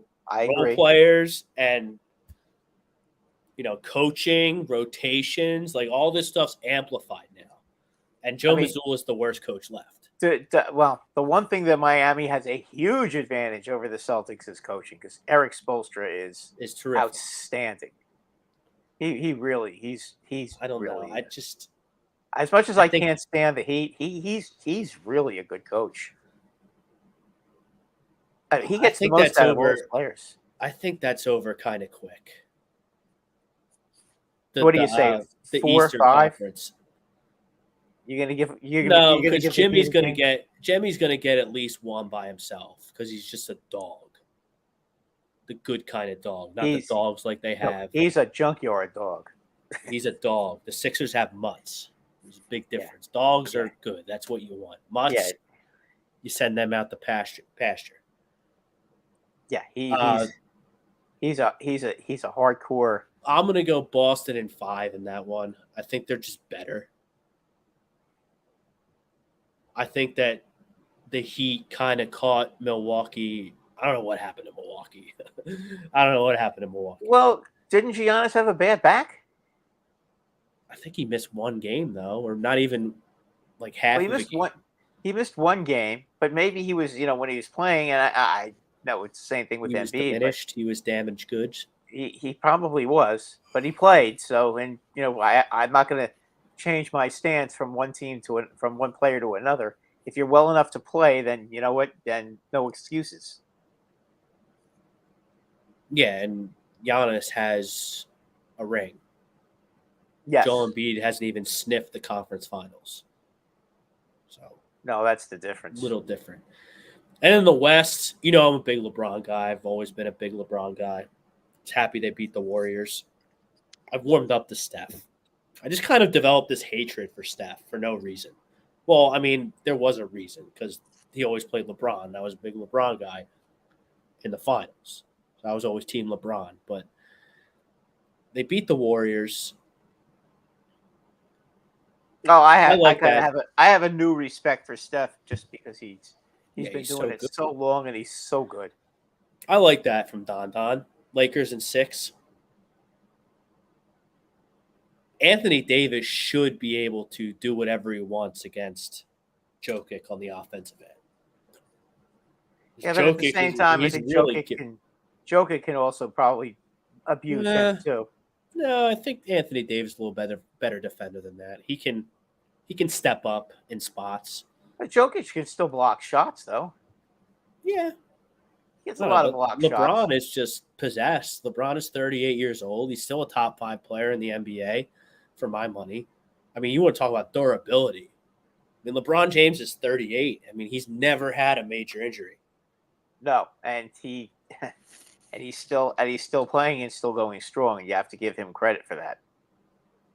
As much as I can't stand him, playing at a very high level. Not just playing, dominating. Yeah. Michael Jordan at 38, he was pretty much shot. He was done at that point. Wizards Michael Jordan, that was kind of embarrassing. Yeah, well, he hurt his knee and he just wasn't the same player. He should have quit after he left the Bulls. AD against Joker with some laughing emojis. I mean, I think AD has a better chance of defending Jokic successfully than Joker has at covering Anthony Davis successfully. I think that's the difference in the series. Don said Lakers in 6. I like that. We're going to see the Lakers. I would concur with that. And we're going to have the Lakers and the Celtics play for the 97th time in the NBA Finals. Yes, I think that's what we're going to see. I think the Celtics can beat the Lakers, by the way. That should be interesting. I like the depth on the Celtics. They just have so many guys that they can roll out. You're not wrong. And I think that in itself is going to be the difference. Because once you get to the finals, a lot of it is wear and tear and tired legs, and who's still has the legs and who doesn't. I think you may see that may finally catch up with the Lakers. All right, getting on the baseball now. Um, Boy, I wish we didn't have the unbalanced schedule because I want to see the Yankees and the Rays, Brad, play Oh man, were those games or what? every day.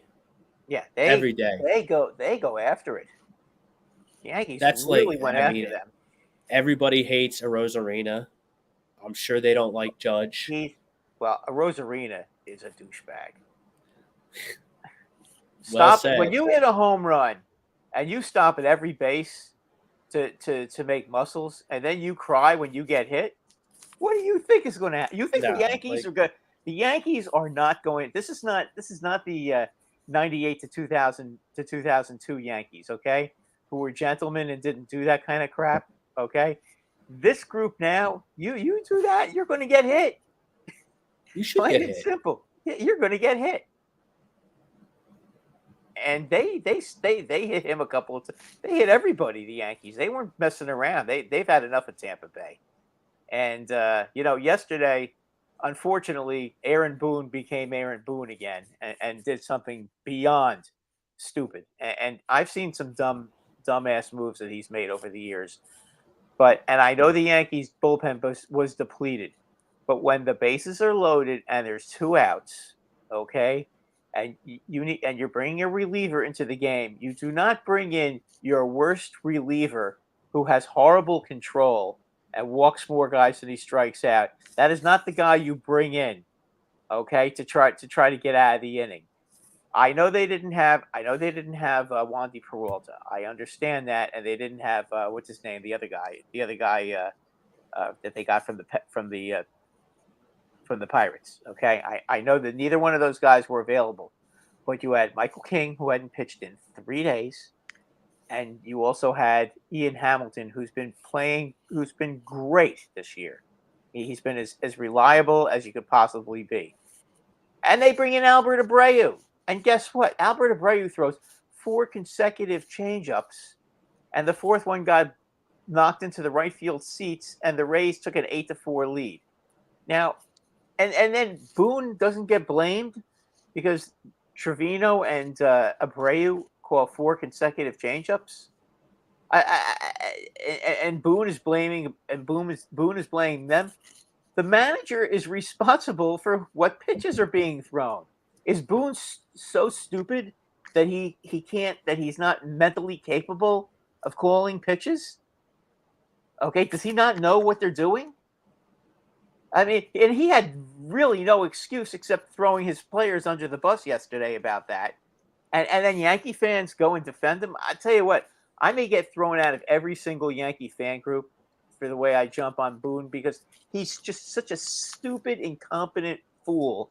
And to have him as a manager, I mean, I'm surprised they can ever win games. I mean, this guy clearly, when it comes to handling a pitching staff and relief pitching, he has no clue what he's doing. All he does is look at analytics and say, "Oh, okay." Do Yankees fans think he's a good manager? Some do. There's the Boone haters club. What's the argument for Aaron Boone being a good manager? I feel like I'm a good third party, arbitrator in this situation because I don't hate the Yankees. Because he thinks the Boone supporters say, well, he wins a lot of games every season. The Boone haters point to his playoff record, and they point to the way he misuses the bullpen and how he overrests players. He takes hot players and benches them so that they can rest instead of waiting till they look like they're getting tired and resting them. Okay? And he does all kinds of stupid moves like that. But the biggest problem with Boone is that he doesn't know how to use his pitching staff. Now tonight the Yankees are doing the what do you call it? The Rays thing where they have the opener. Okay. and it's actually worked pretty well. They had the opener against Manoah, and I said to myself, "Oh man, the Yankees are going to get smoked tonight." But meanwhile, all these guys that you never heard of are coming out here, and for let's see, what are we in the bottom of the 7th, and Toronto hasn't scored yet, and it's the bottom of the 7th inning, and Guerrero is leading off, which is always good because if he hits a home run, it's only 1 run. So, they may prove me wrong tonight, but bottom line is, you've seen how many times I've erupted about Boone. It never stops with him. He makes so many dumb moves, and he's always resting guys, and yet they still always get injuries. So what is his point about resting guys all the time? They still get hurt. Stanton still gets hurt. I think Aaron Boone's garbage. Of course Thank he you. wins a lot. Of course he wins a lot. That's my point. You have a $300 million payroll. Yeah, of course you're going to win a lot of games. You got good players on your team. What about beating teams that? What about beating teams in the playoffs that are just as good as you? Okay, yeah, of course you're going to beat the Indians last year. They're better than the Indians. That series never should have gone 5, but because of his mismanaging, it did go 5. Because the guy doesn't know what the hell he's doing. He has no feel for the game. He just uses analytics. That's it. You can't let a guy pitch to the same lineup 3 times. In 5 and 2/3 innings, you have to take the pitcher out, even when they're pitching a one-hitter.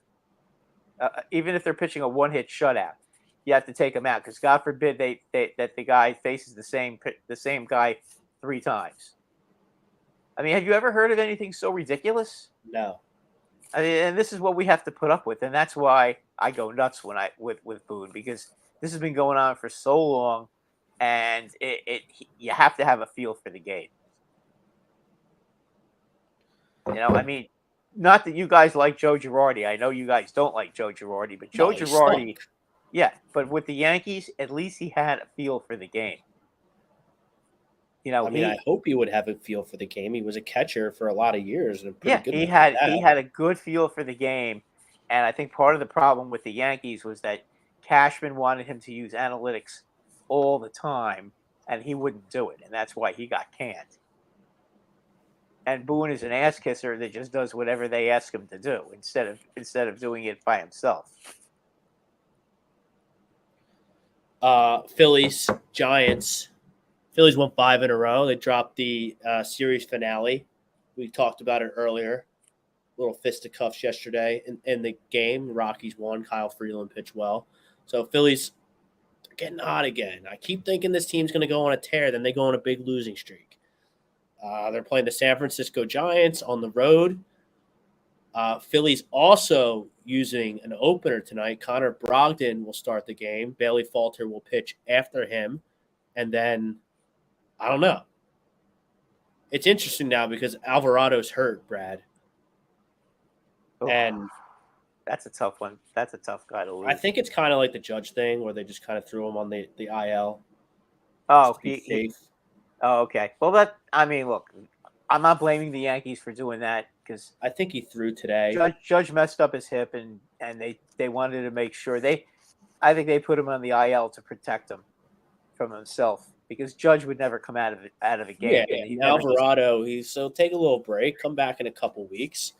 So I mean, interesting that they're using because I don't know, is Strahm the closer?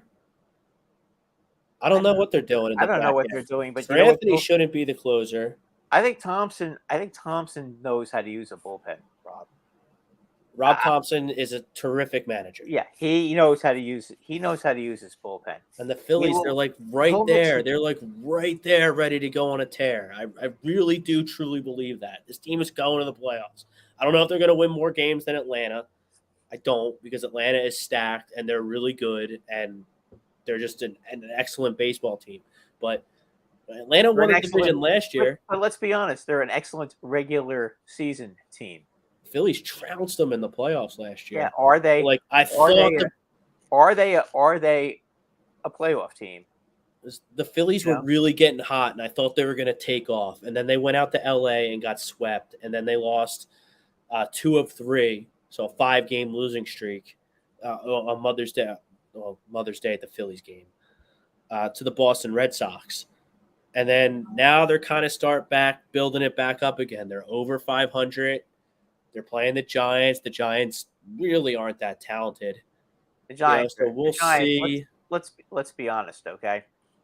The Phillies seem when they play a team that's regardless of whether they can pitch or not, okay? They always seem to score enough runs. If the teams that they're playing can't hit, they usually crush them. That's been the story with them this year. Teams that can't hit, the Phillies beat. Teams that can hit, they've had their problems with. And then Nola, It's been a pattern it's been a pattern all year. I mean, Nola was okay yesterday. Well, A couple errors. You had a couple errors behind him. Listen, Nola's up and down. He's going to have games where you're going to sit there and you're going to say, "Oh my God, he's a legitimate ace," and then you have the association of Nola lovers screaming that he's an ace, and then he's going to have a couple of games where you scratch your head and say, "Seriously, is this guy's an ace?" Blah blah blah, and then you hear the other side of the Philly fans. Yeah, that say he stinks. Right. He's not an ace, and he doesn't stink. Both can be true, and that's the camp I'm in. Zach Wheeler's the ace of the staff. Oh, without question. Without question. But right now they're not at the top of their games yet. We haven't really seen that. I think what's going to happen is next you're going to see, like, probably next month when it gets a little warmer, these guys are going to start throwing harder and they're going to be better. Like my concern really throughout this early baseball season with the Phillies has been negative $1 billion. I'm not worried about it at all. This is a good baseball team, folks. Like, sorry they're not the Rays and start 31-11 and have a plus 120. Now wait a minute. As far as the Rays rout go, everyone. As far as the Rays go, okay. The Rays, what's their record now? 30-13? 31-11. 31-11. Okay. They were 13-0. Okay. Now remember, when they were 13-0, who did they play in those 13 games? No one. You're exactly. right. They played the bottom of the league, and they did what a good team does, and they smoked all those teams. You can't dog as soon as they play, taking care of business. No, I'm not. But all I'm saying about them is they're not unbeatable. Okay, they lost 2 out of 3 to Baltimore. They beat the Yankees 4 out of 7. Okay, and in 3 of those games, Aaron Judge didn't play. Okay, and then they, as I said, they lost 2 out of 3 to Toronto. So the teams in their division, Boston went up there and got smoked, but then Boston beat them in Boston. When they had to play their division, it's a little different story. They're not quite as good, and they're not quite as good as everybody thinks they are. They just had a big loss. Matt Rasmussen is now gone for 6 weeks. He's on the. They didn't even put him on the 15-day DL. They put him right on the 60-day DL. Okay, then it's more than 4 to 6 weeks. Okay, and it's got to be a bad injury because he pitched 7 scoreless innings, and then the next day he's on the 60-day DL. So something happened. Yeah, so I mean they've got some injury woes now that they have to deal with. We'll see how it works out for them. As far as my boys, they've had a lot of injuries, but yet they are right in the thick of it. They may not catch Tampa and win the division, but I'm pretty confident that they're going to find a way to make the playoff, find their way into the playoffs. And if they have to win a play-in game, then so be it. Then they're going to have to win a play-in game. That's what happens. Severino, by the way, is supposed to be back Sunday. That's big because then you're not going to have this. They're not going to have this mess that they have today. Although I shouldn't be complaining because that mess has shut out Toronto for 7 innings. That's pretty good. Phillies aren't over 500. They are 20-20. Okay. With the loss yesterday. Okay. 5 games back. I mean, and with all the injuries, I feel like Phillies fans are talking about like the sky is falling. Like they're not, and the Braves are like this unreachable star. They're 5 games back. Well, you know what? 40 games into the season. Bottom line is, all you have to do is make the playoffs. You make the playoffs, and anything obviously can happen. You're seeing that in every sport right now. You're especially hockey, where we have the Kraken and the Panthers. Rob, they were the 8th. They were the 8th channel. What channel is the hockey game on? It's either on 206 or somebody just got thrown out of the Yankee game. It's either 206, not 206. It's ESPN or TNT. I'm watching the Yankees. Aaron Boone is going berserk on the umpire, and he just dropped an F-bomb. He got thrown out. Oh boy! Now he's showing the umpire how much he missed the strike zone by. It really is time for robot umpires for the plate. They are. Like, So, for I mean, balls and strikes. It's the time umpires. The umpires are terrible. And yesterday, and I shouldn't be complaining about an umpire, but yesterday's home plate umpire took called a pitch a ball against the Yankees when in that 5-run fifth inning, which the ball was clearly on the outside corner, and then the next pitch the guy went and hit a home run, and that would have been strike 3. Was it C.D. Buckner? No, it wasn't C.D. Buckner. Angel Hernandez? No, it wasn't. It wasn't Hernandez. It was one of these other losers. Boy, Boone is. I mean, Aaron, you're ahead 6-0. Whoa, why are you making yourself Well, he's probably mad absurd? because of yesterday. Okay, So now he's building it up. I'm taking a look and see what happened because let's see, what did they do? Oh, they called a pitch that was almost in the dirt a strike on Judge. Oh my God, that's embarrassing how bad that call was. God. Oh boy, that was such a bad, and that was just strike 2 on Judge, and he went and got himself thrown out. Maybe Boone has a date tonight. I don't know. I think that maybe he Well, if he's got a date, then that's good. He wants strikes called.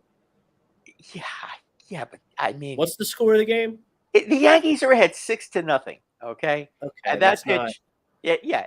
it's when I used to umpire and we were getting into the later innings and it was like 9-0 or 8, like 8. It was a big margin. The strike zone. But the team that's ahead opens up a little bit. But the team that's ahead 6-0. That's not really enough to do that, and you can't really do that kind of stuff with the majors. I gotta love one thing Boone just did though. He went and threw his gun. He went and threw his gum at the umpire. Yeah. Did he get tossed? Oh yeah. He got tossed. He got tossed, and then when he got tossed, he came out in the field and made a federal issue of it. And now Judge just hit a ball that looks like it's going to go into the restaurant. Yeah, it looked like it just banged off the restaurant wall. Home run? Yeah, that's a second of the game. Wow, he's a freak. He's just too much. Don 19, I see y'all got a new show at 9:30. That we do. Debuting Sports Jeopardy here on A2D Radio. I don't even know. I don't even know if I'm on it tonight. I got a link for it. So I guess I'm involved to some degree. I don't think I'm involved. I mean, I said if they need me, I'd go, but I never heard anything about whether I'm involved or not. So I'll the link if you want the link. Nah, we're gonna do Sports Jeopardy at 9:30. We're double duty on a Monday. Yeah, and then I have to work till 1 tomorrow. Yeah, and then I have my show. I'm gonna dust everyone in sports trivia. Yeah. If there's DraftKings odds or whatever on A2D Radio Sports Jeopardy, fire the mortgage on me. It's a lock. Well, if you put basketball in there, I'm in trouble. If you put college sports on there, I'm in trouble. If you keep baseball, hockey, and football, I can challenge anybody. Basketball is the one sport I'll get smoked in. Yeah, we got to get out of here in a few minutes. Get ready for Sports Jeopardy. By the way, all right, Brad. We got to let everybody know about our big news. Go ahead. We are going to be having Doug Minkiewicz on every Monday night starting next week. We are going to be talking mostly baseball for the rest of the season as we transition into the baseball season. If you guys remember, we had him last year in the World Series. The guy is a walking encyclopedia of baseball. I have truly never heard or met a guy who knows so much about baseball as him. He's mind-bogglingly smart. He's also the same guy that played for the Minnesota Twins, the Yankees, the Red Sox. I'm not sure who else. I think the Pirates. I think he was on the Pirates as well. He was a pretty daggone good hitter. I believe he hit 300 twice in the major leagues. Multiple Gold Gloves. Yep. I mean, he's one of those guys. I mean, he's kind of a John Olerud type of ball player. If you guys remember John Olerud, not a whole lot of power, but hit for average. Was a good hitter. Was really a tough out, and was just a general pain in the ass at the plate, and caught everything at first base. As a matter of fact, he did win a ring with the Red Sox. He was on the curse-breaking Red Sox team. He's Yes. managed absolutely everywhere except the major leagues. He coaches the 18U Team USA national team. So if you guys want to know about the top prospects under 18 in the United States, Doug manages them. So I think he could give you a very good rundown if you guys ever want to know who's who. And he will be a huge asset to our program, and it'll be a lot of fun. So if you guys want to learn something, I'll tell you what, listening to him is like going to school. He's so smart when it comes to baseball. So enjoy it. We're going to have him on for a while, hopefully for the entire baseball season. And we'll see what happens after that, And it's great because he's a sportsman too. Yeah, he likes all the sports. So he'll be able to contribute on many levels. But yeah, we'll be transitioning to mainly baseball show, and Doug Mankiewicz, former major leaguer, will be newly added to the program. So we look forward to that. Check us out next week. Stay tuned for Sports Jeopardy. The debut of Sports Jeopardy going to be on every night right after our show, right here on A2D Radio. Thank you to everyone who liked, comment, and shared our show. Thank you to our great sponsors, Alan Foy of eXp Realty, Baggio's Breads, Dr. Paul Vidal, Specialized Physical Therapy, Creative Window Design. Don't forget to become an A2D member for $9.99 a month. Tell everyone, spread the word. We got athletes on athletes on athletes on athletes preaching sports to you. That's why we do it. We do it for the fan, by the fan, each and every day here on A2D Radio. Until next Monday, peace out, everybody.